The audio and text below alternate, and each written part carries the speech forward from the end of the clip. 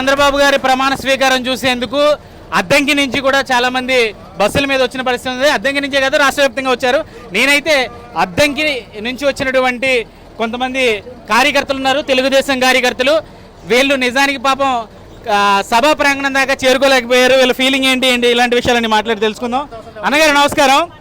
ఏంటండి, ఎక్కడి నుంచి వచ్చారు మీరు? అద్దంకేనా? అద్దంకి నియోజకవర్గం, సంతమాలూరు మండలం, బండివారిపాలెం మండలం, తెలుగు రైతు అధ్యక్షుడిని. సభా ప్రాంగణానికి వెళ్ళలేకపోయినా కూడా ఎంతో ఉత్సాహంగా ఉన్నాము. వెళ్ళలేనందుకు ఏం బాధ లేదు.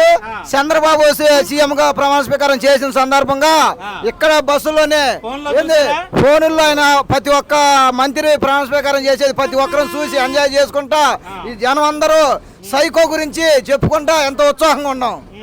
అదే చంద్రబాబు గారు ప్రమాణ స్వీకారం చూసినప్పుడు ఎలా ఫీల్ అయ్యారు? చాలా చాలా చాలా ఆనందంగా ఉంది. రాష్ట్రం ఒక అభివృద్ధి పథంలో నడిపించడానికి కంకణం కట్టుకున్న యువ నాయకుల్లాగా యువ పురుషుల్లాగా ఎన్టీఆర్ గుర్తొచ్చాడు మళ్ళా ఇప్పుడు చంద్రబాబును చూసి. బాబాయ్ మీరు మాట్లాడండి.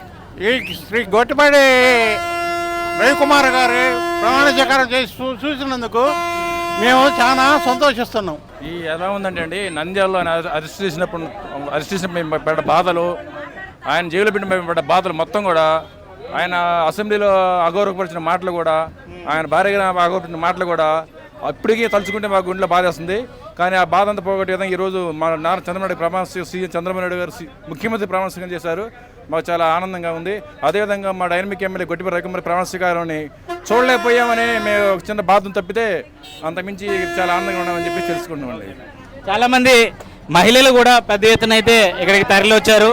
మహిళలు కూడా చాలా మంది ఉన్నారు. అమ్మా ఎలా ఉంది? మీరు వెళ్ళలేకపోయారు కదా, ఏమైనా ఫీల్ అవుతున్నారా? చాలా దూరం నుంచి వచ్చారు. గెలిచాడన్న సందర్భాన్ని వచ్చాం మేము. చూడలేకపోయాం ఇంత లెక్క వచ్చి కూడా.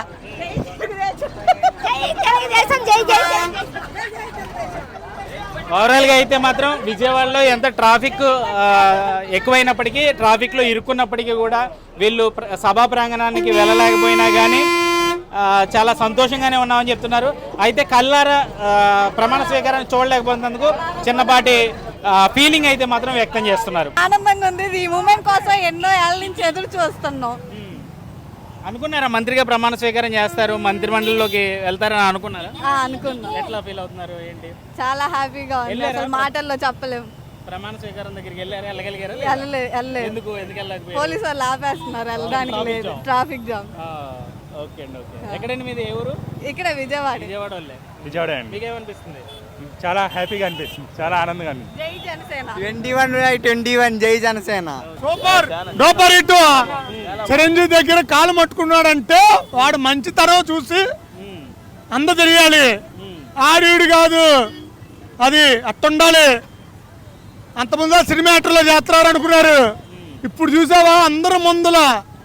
మొన్న ఇంట్లోకి వెళ్ళి కాలు పట్టుకున్నప్పుడు తెలియలే, ఇప్పుడు 100,000 లక్షల్లో ఉన్న కాడ కాలు పట్టుకున్నాడు. మంచితనం ఉందో మీకు తెలియాలి, మాకు కాదు. మంత్రిగా పవన్ కళ్యాణ్ గారు ప్రమాణ స్వీకారం చేయడం ఎలా అనిపించింది? చాలా గొప్పగా ఉంది, మాకు చాలా గొప్పగా ఉంది. అది చాలా బాగుంది, పద్ధతిగా చేశారు. ఆ గౌరవం కూడా అందరికి అలాగే ఇచ్చాడు, చాలా బాగుంది. జై టీడీపీ, జై జనసేన, చాలా బాగా చేశారు. కూటమి ఎప్పుడే ట్రాఫిక్ అంటే చాలా ప్రమాణ స్వీకారానికి వచ్చారా? ప్రమాణ స్వీకారానికి వచ్చామండి. ఎక్కడ పోతున్నామండి? ఇక్కడ వెళ్ళిపోయాం. పొద్దున్న 7 గంటల నుంచి ఒకటే ట్రాఫిక్ ఎరగ ఇప్పుడు ఇక్కడికి వచ్చాం. ఇక్కడ నుంచి ఎక్కడ పోతున్నాం? వచ్చారు ఇంకా సభా ప్రాంగణానికి వెళ్ళలేరు, అయిపోయింది కూడా మీటింగ్. అంతే, ఇంకా పోవాలంటే వెళ్ళిపోవడమే. వెళ్ళలేకపోయినా ఏమైనా ఫీల్ అవుతున్నారా ఏంటి? బాధే కదండి, అందరూ నుంచి వచ్చి కనీసం రాలేకపోయినా బాధే. ప్రమాణ స్వీకారం చంద్రబాబు గారు చేయడం ఎట్లా అనిపించింది? చాలా మంచిగా అనిపించిందండి. ఆయన వచ్చిన తర్వాత ఇంకా రాష్ట్రం అభివృద్ధి ఒక నమ్మకం పూర్తిగా ఉంది. గన్నవరం కేసరపల్లిలో ఈరోజు జరిగినటువంటి ప్రమాణ స్వీకార మహోత్సవానికి మొత్తం రాష్ట్రం నలువైపుల నుంచి కూడా జనం అంతా కూడా తరలి వచ్చిన పరిస్థితి. దాంతో విజయవాడ నలుమూలలో కూడా కొంచెం ట్రాఫిక్ అయితే స్తంభించిన పరిస్థితి అయితే మనం విజయవాడలో చూడవచ్చు. ప్రస్తుతం నేను రామవరపాడు జంక్షన్లో ఉన్నాను.